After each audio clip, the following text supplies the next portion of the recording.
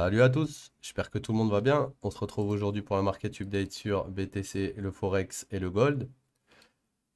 Donc dans les vidéos précédentes, on avait vu qu'on avait une pattern comme ça, d'accord? Et qu'au moment où on a breaké ici, je vous avais dit quoi? Je vous avais dit, vous pouvez regarder les précédentes market updates, hein, je vous avais dit les gars, attention, parce que ce genre de pattern ont tendance à fail, c'est-à-dire qu'on va se faire FOMO les gens en long au moment où on va sortir du triangle.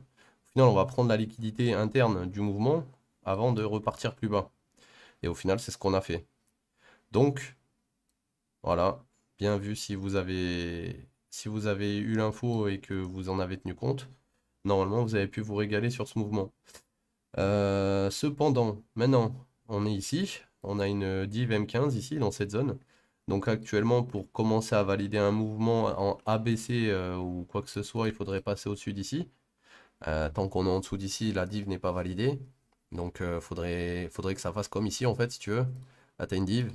Et au moment où on passe au-dessus du high de la div, ici, hop, on valide. Donc on reprend ligne du semaine et on remonte plus haut. Donc c'est ce qu'on aimerait voir, quelque chose comme ça sur le BTC. Pour pouvoir ouvrir un long, ça serait quelque chose qui monte comme ça, qui redescend ici, puis qu'on redescend en dessous de ce lot avant de repartir plus haut. Ça serait quelque chose comme ça serait parfait. Mais tant qu'on n'a pas ça, on peut pas long. Donc du coup, et puis vu la tendance, on va prendre que des shorts. Hier soir, par exemple, j'ai pris un short parfait. Quand je vous dis parfait, c'est vous prendrez pas des shorts comme ça. Enfin, vous pouvez en prendre des shorts comme ça assez régulièrement, mais il faut de la discipline et de la patience pour pouvoir les prendre ces plays. Donc je vais vous montrer. On était ici. J'ai attendu que mon mouvement qui a bottom ici crée ma ABC. On a touché les 100%. Une fois qu'on a touché les 100%, j'ai attendu encore que Celo se fasse éjecter. Quand ils se sont fait éjecter, là on est en M10, on va passer en M5 parce que c'est sur le M5 que je suis rentré. Regarde ce qu'il nous avait laissé ici, c'était parfait. Et donc là, mon entrée, elle s'est faite dans cette zone de gap à 313,33 exactement. Je vais lancer Discord parce que je vais vous montrer quand même, pas vous dire des bêtises. Je vais rentrer Pixelo ici, Pixel. Alors attendez, tac. Je l'avais posé dans le haut du VIP. Donc ça doit être hier soir. Ouais, voilà, regardez, je vous l'ouvre. Hop, ouvrir. Voilà, ouvert à 3h25 du matin à 26 313 33. Regardez, 3h du matin, ici, 26 313 33. Dis-toi, sur TradingView, on l'a même pas touché la zone où je suis rentré. Sur Woo, on l'a touché. Du coup, j'ai été fill ici, pixel, et mon TP, il était sur le lot ici. Donc au niveau du lot ici, et je suis sorti quand ça a tout rafalé là, j'étais un peu deg de ne pas avoir laissé un peu de miettes pour prendre un peu de TP plus bas, mais quand je vois le mouvement qu'il a fait ensuite, au final, mon TP il n'était pas si dégueu que ça, puisqu'on n'a pas eu de clôture en M5 sous ce niveau, c'est des bougies qui n'ont pas réussi à clôturer en dessous, on est au-dessus tout le temps, donc on a une SFP ici, donc théoriquement on devrait prendre ce high, ok, et vu que si je prends encore le même mouvement qu'hier, c'est-à-dire je fais une ABC, ok, mes 100% sont au-dessus de ce high, je suis quasiment sûr que là, il n'y a pas de short à prendre tant qu'on ne repasse pas au-dessus d'ici. Et dès qu'on va repasser au-dessus d'ici, on va arriver dans cette petite zone. Si dans cette petite zone, on refait quelque chose comme ça, un rejet, qu'on commence à range, et d'un coup on casse le range, tu verras qu'on va te laisser une belle bougie pour pouvoir rentrer en short et aller re-TP sur le lot ici. Donc voilà, c'est ce qu'il faut attendre là sur le BTC. Déjà qu'il repasse au-dessus de ce high, pourquoi? Parce que ce mouvement-là, on est passé en dessous, mais on n'a pas réussi à clôturer. Ce qui veut dire que c'est un fail d'aller plus bas. Donc on doit aller plus haut. Mais aller plus haut jusqu'où? Au-dessus du mouvement qui nous a amené à ce plus bas. Donc là, tu regardes le mouvement, il part d'ici, il va jusqu'ici, mais dans ce mouvement, tu as des mouvements. Et le dernier mouvement complet, il est là. Donc ça veut dire que c'est ce high qu'il faut venir dégager. Ceux qui ont long la SFP ici, leur TP, c'est ça, leur TP majeur. C'est cette zone. Et quand on va arriver dans cette zone, on sera en zone de short pour pouvoir retourner vers le low. Mais si on reprend ce high, malheureusement, il n'y aura plus de short. Pourquoi? Parce qu'on sera déjà dans la A, d'accord, qui est en train de monter. On aura une correction de B et ensuite on aura une C qui va corriger tout ce mouvement. Ok? Si ce mouvement-là il est fini, on va repasser au-dessus de ce high et choche, entre guillemets. Et si on choche, ben il n'y a plus de short à ouvrir. Même la B, quand elle va retracer, on va pas la short, on va attendre qu'elle bottom, entre guillemets, et on va reprendre la C pour aller jouer la C en fait. Donc là, le plan pour aujourd'hui sur BTC, c'est de regarder ce qu'il va faire aux alentours des 26,3, 26,4. Si au niveau des 26,3, 26,4, on range et d'un coup on casse, ça sert à rien de pré-shot, hein. on range, on casse. Tu verras quand on va casser, la première bougie qui va te valider la cassure, c'est un imbalance. Et cet imbalance te permettra de re-rentrer quand on va revenir dedans. Ok? Donc ça sera le même setup qui risque d'arriver une fois qu'on sera arrivé dans cette zone. Et auquel cas, si jamais on passe au-dessus d'ici, il faudra attendre et potentiellement la B devrait land dans cette zone, sous les liquidités. D'accord? Donc dans le cas où le marché, un petit dessin, hein, il monte comme ça, tac, tac, tac, tac, il nous fait quelque chose comme ça, on pourrait revenir là avant d'aller plus haut. D'accord? Ça c'est le scénario bullish. On a choche, on valide le choche, on revient faire une B, on va faire une C.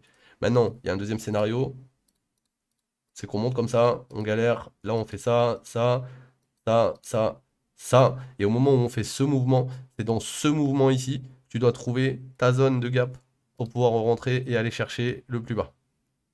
Je peux pas faire plus détaillé et plus expliqué que ça, les gars. Donc, deux plans possibles. Si on reste dans la tendance, c'est le plan le plus favorable, le plus probable actuellement. Si on choche la tendance, on reviendra dans cette zone et pas prendre le lot à ce moment-là pour jouer la B vers la C. D'accord? Donc voilà. On va aller faire un tour sur l'euro. Donc l'euro, ça, c'est... Je sais même pas ce que ça fout là. Donc là, on est bearish sur l'euro depuis Mathusalem, j'ai l'impression. Voilà, ça date. Boss, ok. Là, boss aussi. Donc là, le truc qu'il y a, c'est qu'ici, on a repris le pullback. Donc là, pour le moment, on avait juste cette liquidité à reprendre pour pouvoir valider le pullback. Le pullback est valide. On est revenu taper la bougie. Ouais, on est revenu taper la bougie de liquidité ici. On est venu au tick près. Donc là, théoriquement, on devrait revenir chercher le lot. Hein, parce qu'on a fail de repasser au-dessus, on n'a pas choche. Donc déjà, dans un premier temps, bah, on devrait reboss vers le bas. D'accord? Donc à voir, au bout d'un moment, ça devrait bottom. Hein, on devrait arriver dans une POI dans pas longtemps, je pense. Bon, déjà, regarde, tu vois, on a cette mèche à dégager. Donc tu peux te dire que tant que cette mèche, elle n'est pas dégagée, à mon avis, on ne va pas rebondir. Vu que là, maintenant, elle est trop proche. Et qu'en dessous de cette mèche, en plus, on a cette grande mèche qui a pris la liquidité. Donc potentiellement sous cette mèche qu'on regarde ici, on a cette mèche qui pourrait faire office de POI, voire ce gap qui pourrait faire office de POI. Je dirais plus le gap plutôt que la mèche du coup. Comme ça, tu vois. Là, tu as un beau gap 4 heures où c'est que quand on va arriver dedans, on aura forcément un rebond. Pas forcément un rebond pour remonter tout en haut, mais un rebond. Donc, tu as une POI juste en dessous sur l'euro USD. Pour le moment, quand tu le regardes en M1, bah, malheureusement, c'est bearish, hein, là, ce que je vois. On n'a pas réussi à repasser au-dessus de ce high pour Shosh. Donc là, en gros, on a pris toute la liquidité interne. On est revenu potentiellement dans le petit gap qu'il y avait là. Je sais même pas si on l'a file. Non, on l'a même pas file. Il y avait une liquidité avant. Donc ouais, il faut se méfier quand même. Faut se méfier quand même. Pourquoi? Parce que ce petit gap, ici, il y a une liquidité. Donc un pullback avant de redescendre plus bas. Et là, on n'est pas repassé au-dessus. Donc, on a toujours une liquidité qui dort et on pourrait toujours revenir là-dedans. Pourquoi? Parce que là, ton dernier mouvement qui monte, il est là. Là, on a pris le lot, donc l'inducement. Et là, on a essayé de clôturer au-dessus et on n'a pas réussi. Ce qui veut dire que mon high qui était ici, il se transfère ici. Et ce qui veut dire aussi que du coup, mon mouvement que je regardais comme ça, et potentiellement comme ça, il change. Et du coup, c'est comme ça. Parce que là, on a SFP. Du coup, là, qu'est-ce qu'on a fait au niveau du lot? On est juste venu légaliser et voir on a SFP. Et là, potentiellement, on pourrait remonter dans cette zone. Donc, comme je vous ai dit, on va regarder un autre truc ici. Voilà, donc les 100% sont ici. Ils sont au-dessus, les 100, 123 sont au-dessus. Mais par contre, quand on est baissier de fou, des fois on va pas jusqu'au 100, 123. On s'arrête au 61,8. Et là, si on regarde, on a tapé 61,8 parfaitement. Donc si jamais c'était le top, là on va juste refiler quelques liquidités internes et redescendre. Et aller chercher le boss et aller chercher la zone des 1,07. Pourquoi? Parce que c'est le gros gap H4 et donc du coup on devrait avoir une réaction là-dedans. Ok? Donc là, pour aujourd'hui, tant qu'on ne repasse pas au-dessus de 1,07 440, il n'y a pas de choche en vue sur l'euro USD et donc on cherche des shorts. JBP USD. Alors, JBP USD. Là par contre, ça me parle un peu plus, mais on en M1. Donc on va se mettre en M15. On va se mettre en M15. On va regarder même mon M10. Parfait. Est-ce qu'ici on a une prise de liquide? Oui. Donc là, ok. Donc ça, c'est un boss au niveau d'ici. Et donc là, en fait, on est en train de regarder cette leg là. Tac, tac. D'accord? Donc on est pris dans ce range là. On est entre ce range et ce range. Ce qui s'est passé au-dessus, c'est déjà fil. Il faut choche pour aller au-dessus. Donc là, actuellement, ce que je vois, c'est que là, j'avais mon inducement. On est revenu dans la POI au-dessus de l'inducement. Il y a eu un retour. On est revenu dans le NG Liquidity et on est reparti plus haut. Là, on a pris la liquidité interne avec un beau scope ici. On est revenu dans cette POI. Et si je regarde au-dessus de cette POI, il y a des mèches partout dans toutes les bougies. Donc, quasiment tout est fil. Il y a peut-être, je dis bien peut-être, une petite zone ici qui n'est pas fil dans cette zone et qu'on pourra aller chercher. Mais c'est pas sûr. En tout cas, sur le GBP, tant qu'on reste sous ça, on peut pas choche. C'est-à-dire on peut pas changer la marque structure. Donc, tant qu'on est en dessous de 1,2450, plus on se rapproche de cette zone et plus c'est intéressant de chercher des shorts. Pourquoi? Parce que si on fail, on va retourner sur le lot en bas. Donc, il y aura un beau move à jouer pour aller rechercher le sell side liquidity. Maintenant, c'est pas obligé qu'on rejette ici. On peut très bien rejeter ici et venir chercher le sell side direct. Et dans ces cas-là, ben, vu que là on a repris l'inducement, on serait plus dans ce range, mais dans ce nouveau range ici, d'accord, qui descend, avec le shosh qui serait descendu aussi. Donc à voir en fonction de ce qu'il va faire. C'est pareil que pour l'euro en fait. Donc tant qu'on reste en dessous de ce niveau, on est toujours baissier, on cherche des shorts. Potentiellement, si je vais en H4, pareil, il doit y avoir quelque chose à les fils. Voilà, c'est parfait. Regarde-moi ce gap ici, par exemple. On est venu toucher à peine la zone, mais on l'a pas enfoncé. Donc pour moi, on peut venir enfoncer encore un peu plus la zone, histoire de prendre la liquidité. Surtout qu'en plus en H4, si je regarde là ce qu'il a fait, là si on clôture comme ça en H4, sachant qu'il a pris la liquidité sur la bougie précédente, on va aller prendre les lots là. Malheureusement, c'est ce qui risque d'arriver. Donc là, on est en M10.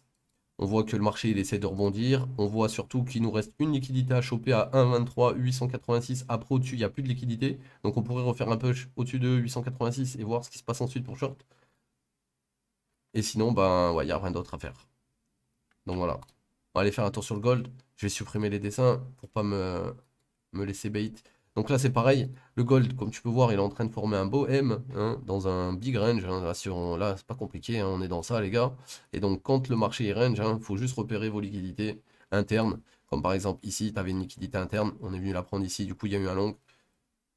Ici, il y avait de la liquidité interne. On est venu la prendre ici. Du coup, il y a un long. Voilà, ça se répète. Donc là, le gold, pour moi, il y a une big div. On est repassé au-dessus des highs. Pour moi, là, on est bon pour remonter.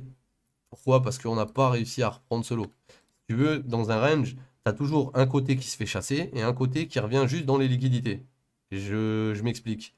Tu vois, là, quand on monte, on est dans un range. Mais tu vois, les highs, à chaque fois, on les chasse. Quand on redescend pas en dessous des plus bas. Par contre, quand on remonte, on casse à chaque fois la zone des plus hauts. Tu captes? Ici, on a un plus haut. Quand on redescend, on reprend pas le lot, on prend pas le plus bas, donc on change pas. Et derrière, on va chercher quoi? Le high, encore une fois, ici. D'accord? Donc en fait, on est dans un range, mais dans un range qui est plutôt bullish. Pourquoi? Parce que les retracements reviennent pas prendre les lots, donc ils reviennent dans les zones d'OB sous les liquidités. Et derrière, quand on remonte, on va chercher les highs, tu vois. Donc là, par contre, on repasse au-dessus. C'est-à-dire que quand tu veux long, tu vas te mettre par exemple dans cette zone. Mais par contre, une fois que tu as long ici, tu vas pas préparer ton short, par exemple, dans la zone d'ici. Comme quand tu prépares ton long ici sous les liquidités. Au contraire, si tu long ici, tu vas aller TP par exemple sur ce high. Et une fois que ce high il a été pris, on va retracer. Et dès qu'on va retracer, là on revient dans ta liquidité interne. Tu peux relong avec un re-TP sur ce high. Et là, après, une fois qu'on a retracé, tu peux relong, si c'est bien sûr on n'a pas choche, et tu vas re-TP sur le high. Et ainsi de suite. Donc là, on est revenu, comme d'hab, dans le bas de la leg. On n'a pas choche. On n'a encore pas choche. C'est-à-dire qu'on est revenu dans le bas et on rebondit. Et là, en plus, si tu regardes, au moment où on rebondit au début, on reprend les highs intermédiaires ici. Et là, qu'est-ce qu'on vient de faire? On vient de reprendre les highs intermédiaires aussi. Donc, pour moi, potentiellement, si je zoome là, regarde. Ici, on a un gap. On a un petit trou là. En fait, je sais pas si tu fais attention, mais ici, tu as un gap dans cette zone. Donc pour moi, si je rajoute une Fibo, on est en dessous du niveau 61,8. On est sous toutes les liquidités qu'il y a ici. Pour moi, c'est une très très bonne zone pour regarder pour un long. Parce que si jamais cette zone ne hold pas, théoriquement, on va chercher le lot. On va re-SFP encore une fois en dessous. Sachant qu'il y a pas mal de lots égales, c'est possible qu'on re-SFP encore une fois en dessous. D'accord? C'est possible. Parce que si on regarde jusqu'ici, d'accord? Là, quand je zoome, regarde, tu vois ces mèches là? C'est de la liquidité. Ça veut dire que normalement, si on veut chasser même ces petites mèches ici et faire un coup de pute, ben on pourrait revenir dans cette box. Ce qui veut dire que si toi tu longues ici, ou ici, ou ici, ou ici, et que ton stop est sous slow ou sous slow, t'es baisé. Faut que ton stop soit sous slow. T'as pas le choix. Parce que si on passe réellement sous slow, c'est fini le range. On casse vers le bas et ça part. Par contre, si on revient juste prendre ses lots, tac, revenir là-dedans et après repartir, bah là tu t'es fait baiser. T'es devenu la liquidité. Pourquoi? Parce que t'as pas identifié que là, tu avais des lots égales. Que là, ces lots, ils étaient égales potentiellement avec ceux-ci. Et du coup, bah, tu t'es fait ta FOMO trop tôt. Donc, ce qu'il faut faire là, maintenant, aujourd'hui, c'est regarder si ici, il y a potentiellement un long à prendre, comme ça, par exemple. Ok? Et si dans cette zone, ça hold pas, attention à la zone juste en dessous, parce que ça pourrait être la zone, entre guillemets, pour venir niquer ces lots, tous ces lots là, en fait, qui restent dans la pattern, pour venir les sortir avant de potentiellement aller rechercher le dernier mouvement qui monte. Donc là, si jamais on doit remonter, comme tu peux voir, j'ai une alerte ici, mais qui est plus bonne, parce que c'était les 61,8, mais de la leg précédente.